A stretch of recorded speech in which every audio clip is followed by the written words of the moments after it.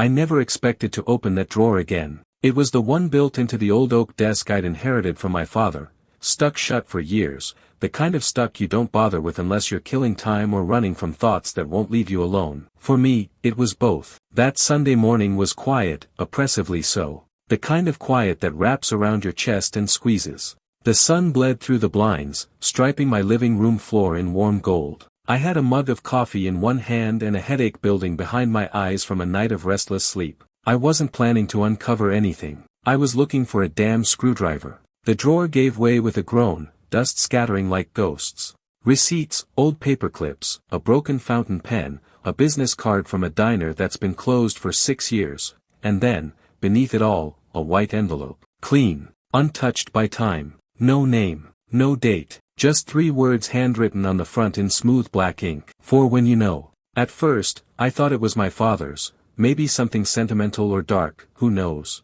He had his secrets like we all do. But when I flipped it over, the handwriting on the seal stopped me cold. It wasn't his. It was hers.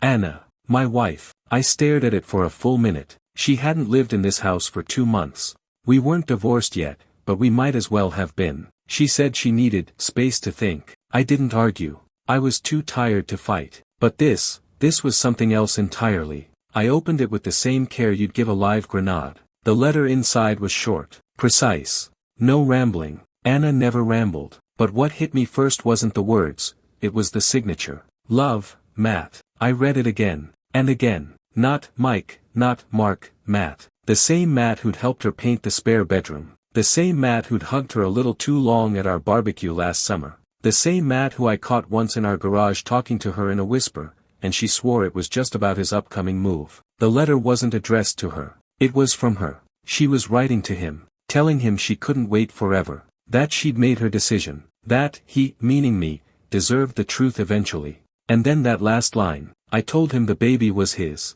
He believed me. I sat back so fast my chair scraped the floor. My hands were trembling, but my chest was ice. I thought of the sonogram on the fridge. I thought of the names we'd argued over. I thought of how she'd cried that night, clutching me, saying how scared she was to raise a child. My child. No, her child. And Matt's. And just like that, the drawer I opened to find a tool cracked open something much deeper. I wasn't supposed to find that letter. But now that I had, there was no going back. I didn't move for what felt like an hour. Just sat there in the stiff silence of my kitchen, the letter unfolded on the table like a corpse laid out for inspection. The words blurred in and out of focus as my mind tried to recalibrate, tried to unsee what it had already seen. But there was no unseeing it, no spinning this into something innocent. My wife had written to another man, a man I knew, about a child she told me was mine. And the worst part, she thought I'd never know. You live with someone long enough, you think you understand the shape of their heart. I thought I knew every corner of Anna's soul, thought I could read her silences, the way her eyes darted when she was nervous, the exact curve her lips made when she was trying to lie but hated herself for it. I saw none of that, not once. Or maybe I did, maybe I just didn't want to admit it back then. I reached for my phone, scrolled through our last messages. There weren't many, mostly logistics, doctor appointments, things she left behind, the occasional update on the pregnancy. No warmth, no love, just facts. Me, did you pick up the prenatal vitamins? Her, yes. And some ginger chews. Morning sickness is brutal today. Me, try to rest. Her, I will. I stared at those lines like they were evidence in a trial. And I guess, in a way, they were. A timeline of slow emotional decay. Not a single, I miss you, not a, we'll figure this out. Just task lists and medical notes. The air felt heavier now. Like I was underwater, every movement dragging, every breath thick with betrayal. I stood up, needing to move, needing to do something with the fire building in my chest. I walked through the house, our house. My eyes scanning over every surface, every framed photo like they might suddenly reveal some hidden truth I missed. There we were, on the living room wall, smiling under the autumn leaves, arms wrapped around each other like a Hallmark ad, her ring catching the light, my eyes looking off into the distance. It had been a good day, I think, or maybe she'd already started sleeping with Matt by then. That thought clung to me like smoke. I wandered into the guest room, our future nursery. The walls were half painted a pale yellow, the crib still unassembled in the corner. A box of baby clothes sat unopened by the window, tiny socks, A pair of little white booties I remember buying on impulse. God, I'd cried in the store when I held them. Now I wanted to throw them through the glass. But I didn't. Instead, I sat on the floor beside the crib box, holding that damn letter again, reading her words in her handwriting, imagining her writing it. Where was she? In this room? In our bed? Was she smiling when she signed her name? She said she told him the baby was mine. That meant she knew. She wasn't guessing. She'd done the math, the timing, maybe even the tests. And she still let me hold her belly, still let me talk to the baby like it was mine. That wasn't a mistake. That was war. I needed answers. But more than that, I needed proof. Not for her. Not even for Matt. For me. So I wouldn't spend the rest of my life wondering if this was some elaborate misunderstanding. I opened my laptop and pulled up the calendar. Checked the dates. When she told me she was pregnant. When Matt helped us paint. When she started leaving the house more often, claiming yoga, then therapy, then time to breathe. I started creating a file. Notes. Timelines. Screenshots. My hands worked automatically while my mind buzzed like a hive of hornets. Then I made a call. Dr. Beale's office, the receptionist chirped. Hi, I said, steady but cold. This is David Foster. My wife Anna Foster has been coming in for appointments. I'd like to request a paternity test. Privately. As soon as possible. There was a pause. We'll need her consent. No, I cut in. You'll get mine. And I'll handle the rest. I ended the call and stared at the screen. This wasn't about revenge. I didn't want to explode her world, not yet. This was about clarity. About reclaiming control in a life I thought I'd built with love and trust. Because if everything I knew was a lie, then the truth was all I had left to fight for. I didn't sleep that night. Not even close. My body lay flat on the mattress, but my mind, it was pacing, pounding, pulling apart every moment of the past year with surgical precision. I stared at the ceiling like it owed me an answer, but all it offered was silence and shadows. I thought about how she used to lay right next to me, curled up with her legs slung across mine, whispering goodnight before drifting off like she didn't carry a single secret in the world. The woman I thought I married, that version of Anna, was long gone. And now I had a choice, play dumb and let her script our ending, or take the pen back and start writing the truth myself. At 6:12 a.m., I rolled out of bed, pulled on jeans, and grabbed my keys. The letter was folded in my jacket pocket like a loaded gun. I drove with no music, just the engine's hum and the sound of tires cutting across damp asphalt. The clinic didn't open for another 2 hours, but I didn't care. I needed to be first. I needed to do something, anything, that put me one step ahead of her lies. By the time the receptionist unlocked the glass doors, I was already standing on the sidewalk with a manila envelope in hand. Inside, the letter, a printout of the calendar timeline I'd built, and a photo of the sonogram she texted me 2 months back. I handed it all over with a smile that didn't reach my eyes. I want a test, I said again, calmly this time. She nodded, took my information, and told me they'd contact me once everything was processed. Standard procedure. Nothing personal. But to me, it felt like loading a bullet into the chamber. The silence that followed as I walked out was heavier than when I went in. I drove around for a while after that. Ended up in front of a small diner just outside the city. The kind with burnt coffee and worn red booths where old men argued about baseball and politics. I needed noise. I needed people who didn't know my name. I slid into a corner booth, ordered eggs and toast I wouldn't eat, and tried to breathe. That's when my phone buzzed. Anna. It was like the universe heard me and decided to test how much self-control I really had. I let it ring out the first time, let her stew in the silence.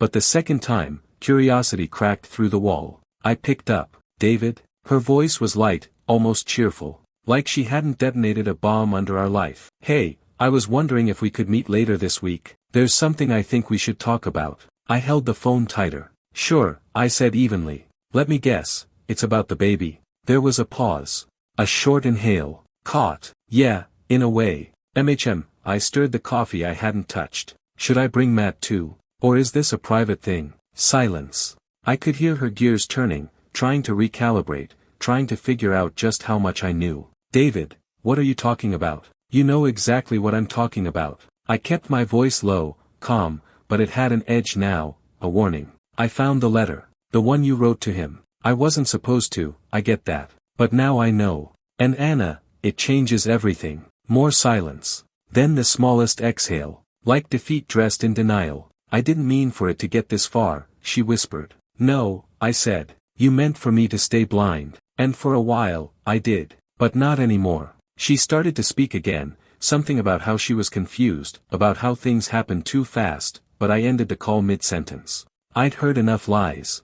I didn't need another remix of her betrayal. I paid for my untouched breakfast and walked out into the cold morning air. My breath fogged up in front of me like smoke from a dying fire. I wasn't angry anymore. I was done being angry. Now I was just ready. Because that test wasn't just about biology. It was about truth. And once I had that truth, I was going to set fire to every lie she ever built between us. And I was going to watch it burn from the front row. The hardest part of betrayal isn't the moment you discover the lie. It's the hours afterward, when the truth settles in like smoke that won't leave your lungs. You can't cough it out. You can't ignore it. It clings to you, to your clothes, your voice, your memories. That morning after the call with Anna, I drove home with my jaw tight and my knuckles white on the steering wheel. Not because I was furious. Not anymore. But because I knew what came next was going to cost me everything I thought I was saving. When I stepped through the front door, the silence felt different. Not heavy like before. Not suffocating. It was sharp, clear, like the kind that comes right before a storm breaks. I dropped my keys on the counter and walked straight to the bedroom. Her scent still lingered on the pillow she hadn't touched in weeks. Lavender and guilt. I didn't sleep in that bed anymore. I pulled the shoebox out from under the bed, one I hadn't touched since our second anniversary. Back then it held letters, ticket stubs, photos. Little fragments of a love that felt real. Now it was a war chest. I added the printed copy of her letter to Matt. I added the calendar timeline. Then I opened my laptop, plugged in the external hard drive, and started copying files, photos, emails, call logs, screenshots. Every breadcrumb she left in her digital trail. Every late-night message with no explanation. Every changed password. Every story that shifted with the wind. She thought I was too soft to look, too trusting. She mistook my silence for ignorance. But I'd learned one thing the hard way: men like me don't explode. We collect. We absorb. And when we move, it's with purpose.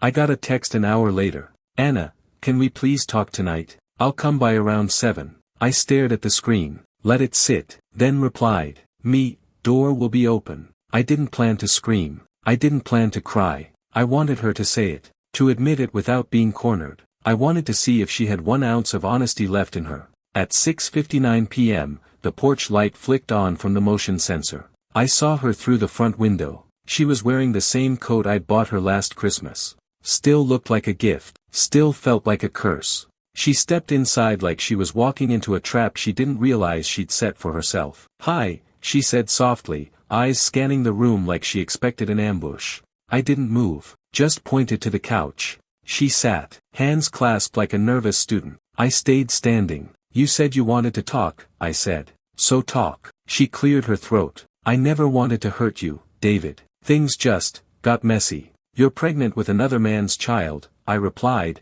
voice flat. Messy is a paper jam. This is destruction. Her lip trembled. Whether from fear or guilt, I didn't care. It was never supposed to be like this. I didn't even think it would last with him. At first it was just attention. I felt invisible. And instead of telling me that, I said, you lied. You let me believe that baby was mine. You let me name it. I panicked. Her voice cracked. I didn't want to lose you. You've always been stable, and don't, I interrupted, stepping closer. Don't reduce me to a safety net while you played house with someone else. She nodded slowly, wiping a tear. You're right, I know I am. A beat passed between us.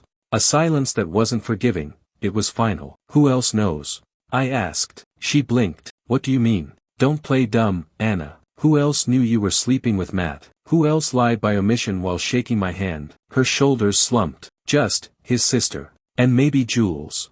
I think she figured it out. Jules. My sister-in-law. The one who smiled a little too tight when we talked about the nursery. The one who stopped texting after the baby announcement. That stung more than I expected. I leaned against the wall, exhaled hard. I scheduled a test. Paternity. Should have results in a few days. She nodded, barely able to meet my eyes.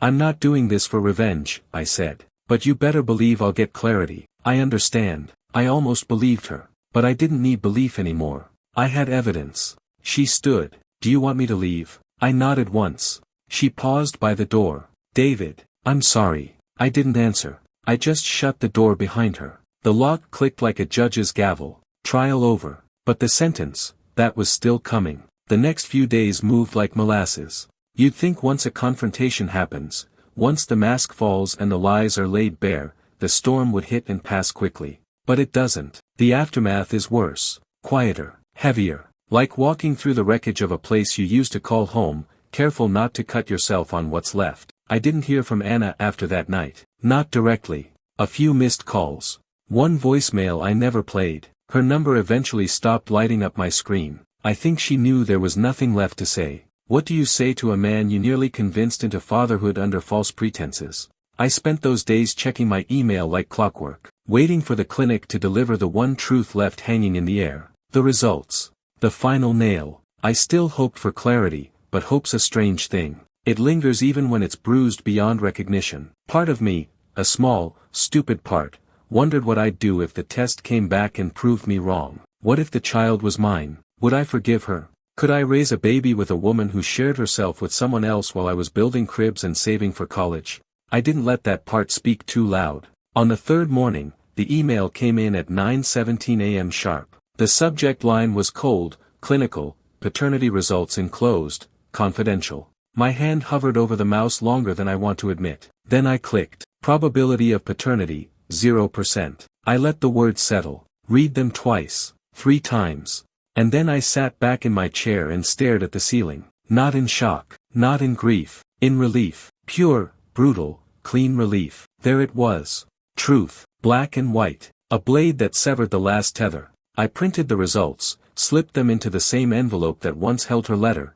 and stored it with the rest of the evidence. The drawer in my office was now a mausoleum of what once was, a graveyard of trust, sealed and catalogued. That afternoon, I called my lawyer. David, he answered, voice firm and familiar. I figured I'd hear from you soon. You were right, I said. About everything. I want to move forward. I want full legal separation and a clean cut. Understood. Custody. I paused. She's not carrying my child. And I'll be damned if I get roped into raising someone else's lie. He didn't ask for details. He didn't have to. He'd seen this before. Betrayal with a birth certificate. He promised to get the paperwork started by the end of the week. The silence in the house felt different now. Not suffocating like before. Not sharp like after the letter. This time it was still, settled. Like the moment after a storm, when the air's thick with wet leaves and broken branches, but the wind's finally gone. That night I pulled out the box again. Not the war chest. The old one, the real one.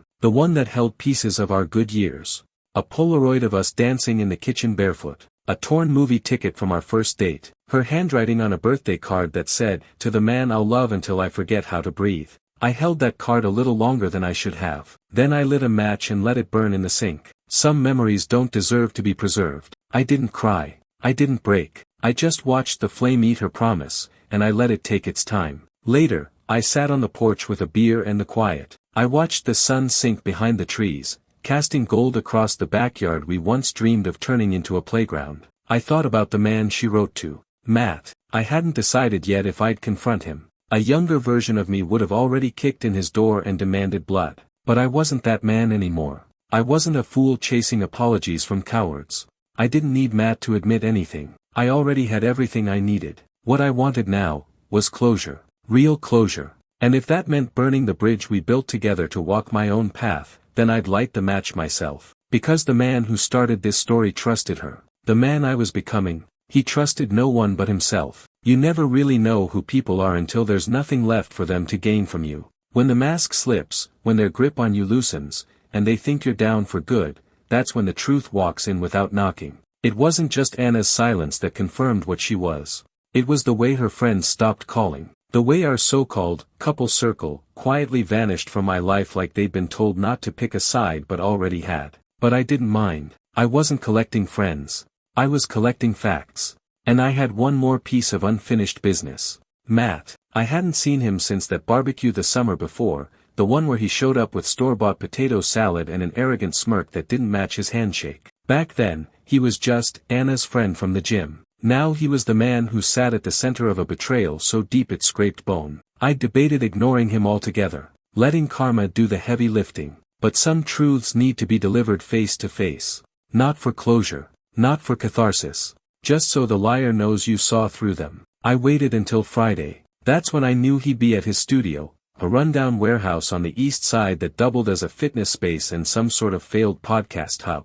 Anna had once described it as his passion project. I remembered laughing at that. Now, it just sounded pathetic. I parked across the street and watched him for a while through the front window. He was alone, stretching, scrolling through his phone, probably messaging the next woman he'd ruin without blinking. I walked in without knocking. The bell above the door jingled like a punchline. He looked up, saw me, and for a split second, his face dropped, not with guilt, with fear, real fear. "David," he said, setting his phone down like it might shield him. "Hey, man. This a surprise?" I nodded once. Calm, steady. "Yeah, thought we should talk." He took a cautious step closer. "Look, man, I didn't mean for things to get complicated between you and Anna. I mean, I'm not here for apologies," I cut in. His mouth shut. I walked to the center of the room, hands in my pockets, just a guy having a conversation. But he could feel it, the weight in my posture, the crackling silence between my words. "I know about the baby," I said. He swallowed, didn't answer. "I know it's not mine. I know about the letter, the meetings, the lies." Matt looked away for the first time, like maybe the floor held a script he could follow. "It wasn't supposed to be serious," he muttered. "We didn't plan any of this. It just happened." That phrase. It just happened. Coward's favorite lullaby. "You knew she was married," I said. "You looked me in the eye, shook my hand, and still, I didn't mean to." "You did, Matt. You just didn't think you'd get caught." He had the nerve to sigh. "She told me you two were already done, that she was just waiting for the right moment. She said you were distant, cold." I almost laughed. "And that made it okay?" He didn't answer. Didn't have to. I stepped closer. "I don't care about you. Not really. You're a symptom. The cancer was hers. But I came here because I wanted you to see me. So that when you're sitting with her someday, when the lies catch up, because they will, you'll remember this moment." He flinched, unsure if I was about to swing. I wasn't. "I'm not the fool she made me out to be," I said. "I'm the man who walked away from a fire you helped start. And I'll make damn sure neither of you walk through the ashes untouched." Matt opened his mouth like he might protest, but I was already turning for the door. As I reached it, I paused. "One more thing," I said without turning back. "That baby, you better hope it's yours. Because if it's not, you two are going to be even more alone than you realize." And with that, I walked out. No raised voices. No fists. Just truth. The kind that sticks to a man longer than bruises ever could. I didn't expect the silence that followed to feel this good. For the first time in months, I wasn't waiting on anyone. Not Anna. Not her friends. Not the damn universe to throw me a rope. I had everything I needed, truth, proof, and the kind of stillness that only comes when the fog finally clears. But that stillness came with a twist I didn't see coming. It was Sunday afternoon when the knock came. Soft, hesitant. I was in the garage, tightening a loose bolt on the water heater. I let the wrench clink to the floor, wiped my hands on a rag, and made my way to the front door. Anna stood there, hair in a low bun, eyes puffy like sleep had been a stranger to her for days. She looked small, hollow. Not the woman who once stormed through our house like she owned every inch of it. Not the woman who scribbled lies in a letter meant for another man. "What are you doing here?" I asked, voice neutral. "I didn't know where else to go," she said, barely above a whisper. "Can I come in?" I stepped aside without a word. Not out of pity, out of control. Let her walk through the wreckage she helped build. Let her feel the cold floors and emptiness that mirrored what was left between us. She sat on the edge of the couch, wringing her hands like a teenager confessing a prank. I didn't offer her a drink. I didn't sit. She looked up at me, finally speaking. "I got the test results too." Of course she did. The clinic would have sent her a copy. "I guess I should say congratulations," she added, voice brittle. "You're off the hook." I blinked, slow and heavy. "That's what you think this is? A hook?" She looked away. I leaned against the wall, arms crossed. "You knew all along, didn't you?" Anna nodded slowly. "The moment the test came back from the OB, I just didn't want to believe it. And I didn't want to lose you. You lost me the moment you gave him what you promised me." Her lip quivered, but I had no sympathy left to hand out. She took a deep breath, wiped a tear that hadn't fully fallen. "He left," she said. "Matt, 2 nights ago." I raised an eyebrow. "Good." Her eyes flashed, just for a second, like she wasn't used to hearing that word directed at her. She waited, probably hoping I'd offer a seat beside me, a second chance, a sliver of the man I used to be. But I stayed where I was, silent, steady. You know, she continued, voice trembling, when I first found out I was pregnant, I didn't think it mattered. I convinced myself love was flexible, that it could stretch. Love doesn't stretch to fit betrayal, I said. It snaps. She nodded, a small sob escaping. You were always better than me, David. I used to say it as a joke, but, you were good, and I didn't know how to handle it. That's not my fault. I know. A long pause settled over the room. The kind that presses on your chest. I could see her scanning the walls, the photos that were no longer there, the empty vase that once held flowers she never noticed. I'm not asking for forgiveness, she finally said. I didn't want you to hear it from someone else. I'm keeping the baby. I said nothing. I don't know how I'll do it, but I'm going to try. I nodded, not because I supported her, but because there was nothing left to say. She was on her own now, and me? I was done patching the cracks in someone else's facade. She stood. Thank you for letting me say this. I opened the door without a word. She looked at me for a moment, like she might say more. Then walked out. No hugs. No goodbyes. Just the sound of her footsteps disappearing into the wind. I closed the door slowly, the click echoing through the house. I wasn't bitter. I wasn't broken. I was free. The days that followed were simple, eerily so. I woke up, brewed my own coffee, took long showers, and didn't check my phone until I felt like it. The silence wasn't lonely anymore. It was earned. I didn't flinch when I passed her side of the bed. I didn't look twice at the bare walls or the missing photos. They were reminders, sure, but they didn't sting the way they used to. I was rebuilding, quietly, brick by honest brick. It started with small things. Fixing the busted cabinet hinge she always said she'd call someone about. Oil changes in the driveway instead of a mechanic. Old habits of a man she once thought was boring, now reclaimed by a man who'd survived her storm. But one thing kept buzzing in my mind like a light bulb that wouldn't quite shut off. Her family. They had known. Maybe not the entire timeline. Maybe not about the letter. But there's something in the way people look at you when they're hiding something, when they pity you. I saw it in her sister's eyes at Thanksgiving, the way she hugged me too long, like I was a dog being dropped off at the shelter. And her mother? She always hated how much I worked. You're too focused on stability, she'd say. As if being dependable was some fatal flaw. Funny how the people who preach about passion and spontaneity are usually the first to abandon ship when things get uncomfortable. So I paid them a visit. Not with anger. Not with vengeance. With facts. They were hosting one of their monthly, family brunches, the ones I used to be invited to until suddenly I wasn't. I parked 2 blocks away, walked up with a plain manila folder under my arm, and knocked on the door like I was delivering mail. Her mother opened it. Fake smile. Lipstick too red for noon. David, she said with surprise. Is Anna here? She blinked. No, she's with a friend. Why? Good, I said, stepping past her. Because I'm not here for her. The living room was full, her sister, her brother-in-law, 2 aunts. All mid-mimosa, mid-laugh, mid-lie. The room fell quiet. I won't stay long, I said, calm as ice. Just wanted to return something you all lost. I placed the folder on the coffee table and opened it slowly. Inside, a printed copy of the paternity results. A transcript of the letter. Screenshots of Anna's texts with Matt. A photo from the hidden folder she thought I'd never find, her in his arms, timestamped. I didn't raise my voice. Didn't accuse.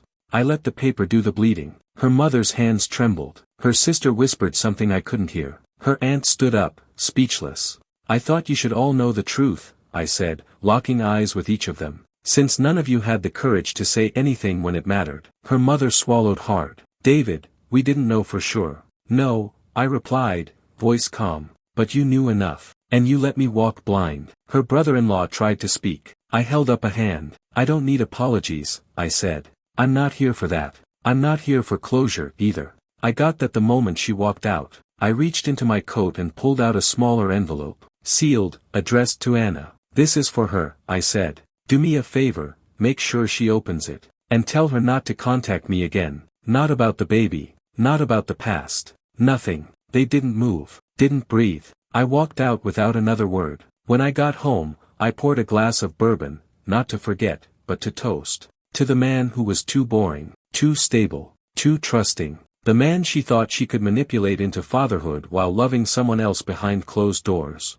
That man was gone. And the one who stood in his place. He didn't beg. He didn't break. He buried the past with his own hands. A week passed, and I didn't hear a word. Not from Anna. Not from her family. Not even from Matt. Silence used to be a knife in my chest. Now it felt like armor. I was finally living on my own terms, no longer orbiting around the moods and manipulations of a woman who once wore my last name like a borrowed coat, something to be tossed aside when it didn't fit her next season. Then the letter came. Not an email. Not a voicemail. An actual letter, folded, handwritten, and dropped in my mailbox without a stamp. She must have driven here. Must have stood at the curb with that same guilt-riddled look I saw the night she confessed. I almost didn't open it. But the envelope was sealed with wax, the same kind she used when she used to send me anniversary notes. Back then, it meant something. Now it just meant closure. I opened it on the porch with a pocket knife and unfolded 3 pages of lined paper. Her handwriting, still as neat as always, slanted slightly left. David, I'm writing this because I owe you more than silence, and I know you don't want to see me. I understand. I wouldn't either. I don't expect forgiveness, and I won't insult you by asking for it. I just want you to know I see it now. All of it. What I did. Who I became. She went on for nearly 2 pages, apologies, self-reflection, memories I had tried hard to forget. She talked about our early years, the time we spent building that house from the ground up, the way I used to sing in the kitchen when I thought she wasn't listening. You made me feel safe, David, she wrote. And for a long time, I mistook that safety for boredom. I was wrong. Safe was love. It was loyalty. It was everything I didn't understand until I threw it away. She said she planned to raise the child alone. That Matt had offered to help at first, but bailed when things got real. His version of love only worked in hotel rooms and deleted texts, she wrote. She finished with a line that stuck harder than I thought it would.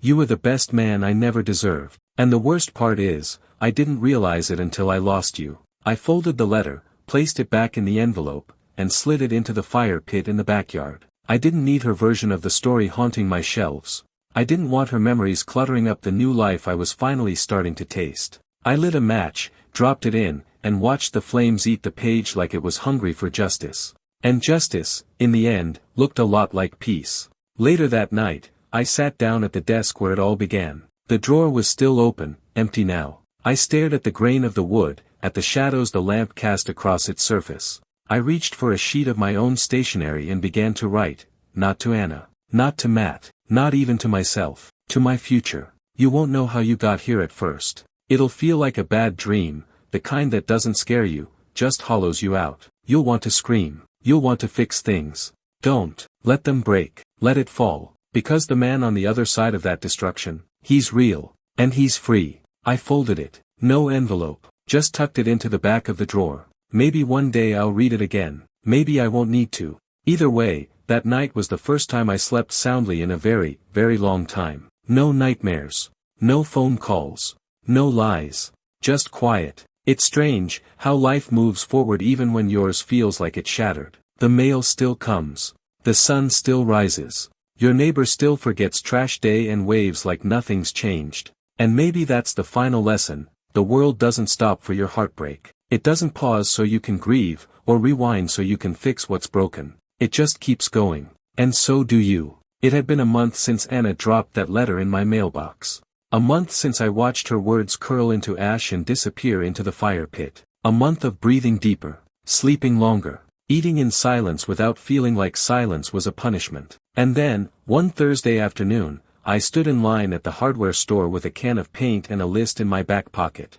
It was time to repaint the nursery. Not because I wanted to erase everything, but because yellow didn't belong there anymore. That room had been built on a lie. I figured maybe something darker, a slate gray, something solid, honest, grounded. A new beginning didn't need soft pastels. It needed truth. While I waited, my phone buzzed. Unknown number. I let it ring twice, then answered. Mr. Foster. Speaking. This is Kelly from Windsor Legal Group. I represent Matthew Pierce. I believe you're familiar with him. I felt the air in my chest go still. Yes. I'm calling to inform you that Mr. Pierce is seeking a formal statement from you regarding the paternity matter involving Ms. Anna Foster. There's been a dispute, and he's requesting documentation for a potential custody case.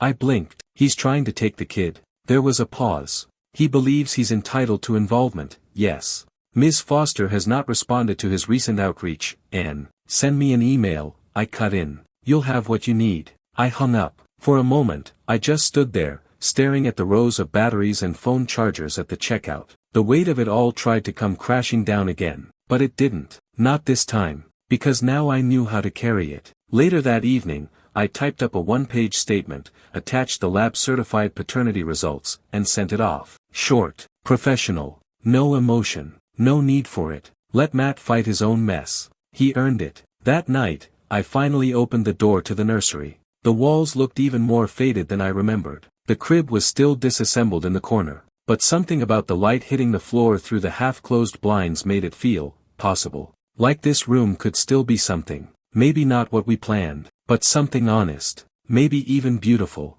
I spent the whole weekend painting. Gray, just like I'd envisioned. Every stroke felt like reclaiming an inch of myself. I built a desk in the corner, hung a shelf, turned the space into a small study. No baby books. No sonograms. Just paper, pens, and the sound of my own breath as I sat in the chair and watched the sun crawl across the walls.